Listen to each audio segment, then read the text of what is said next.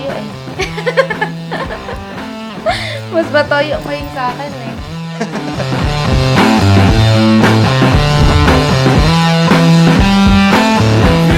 Kasal na, mag-bis na kayo!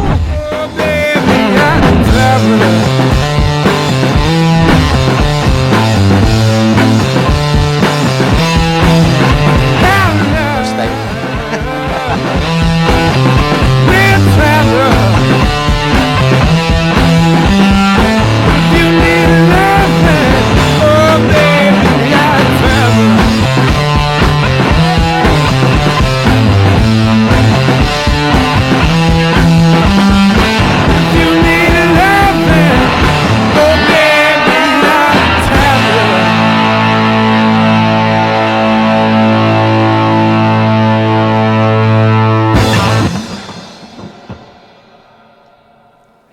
Masasabi ko kay Lord, sobrang thank you talaga.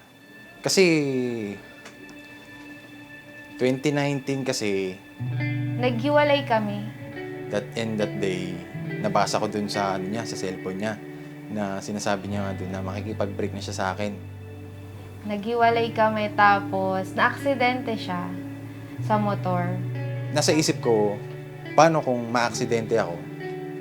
Mawawala kaya yung sinabi niya na makikipag-hiwalay na siya sa akin? Or babalik ba yung feelings niya sa akin? Then, di ko naman ini-expect na mangyari talaga. Ayun, that day talaga, na-aksidente ako nun. Tinatanong ako nun sa ER kung ano yung isasagot ko. Kasi tinatanong ko ano ko siya. Girlfriend ko pa nun. Then after nun, ayun, sinugod na ako sa ospital. Ayun, siya na yung nag-ano sa akin mismo, nagbabantay. Tapos inasikaso ko pa rin siya nun. Then ayun, after a month, wala na siyang sinabi about dun sa breakup na nabasa ko. Inayos namin, nag-usap kami, ganun. Tapos nagsabi naman siya na di niya nauulitin.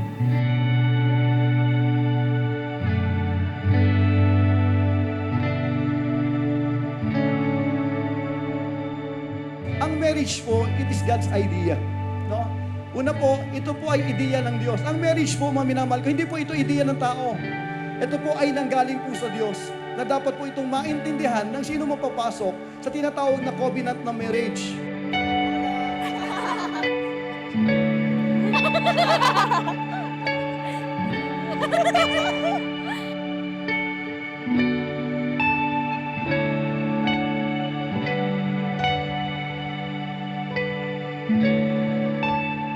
...2012, natatandaan ko pa, I praying to God, asking Him na makakilala ko ng lalaking mamahalin ako at ang family ko and to give me the love that I always pray for. You are more than what I ask for.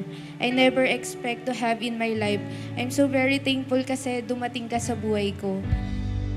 This day, I promise na lahat ng oras ko sayo na. I may not be the best husband, but with the help of God, I will and I do everything to be the best husband for you. I love you so much, Marie Angeli Pioan Nalay. I couldn't imagine my life without you. Pangako ko sa'yo na mamahalin kita habang buhay, aalagaan at iintindihin. Hindi ko hahayaan na mararamdaman mo na nag-iisa ka. I love you.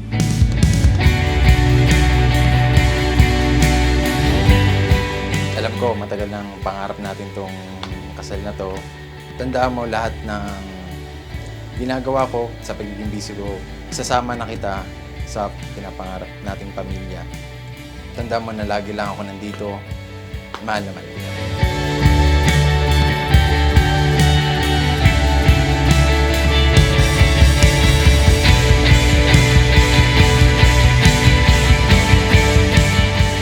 Magbago man ang lahat sa atin, isa lang ang alam kong hindi magbabago.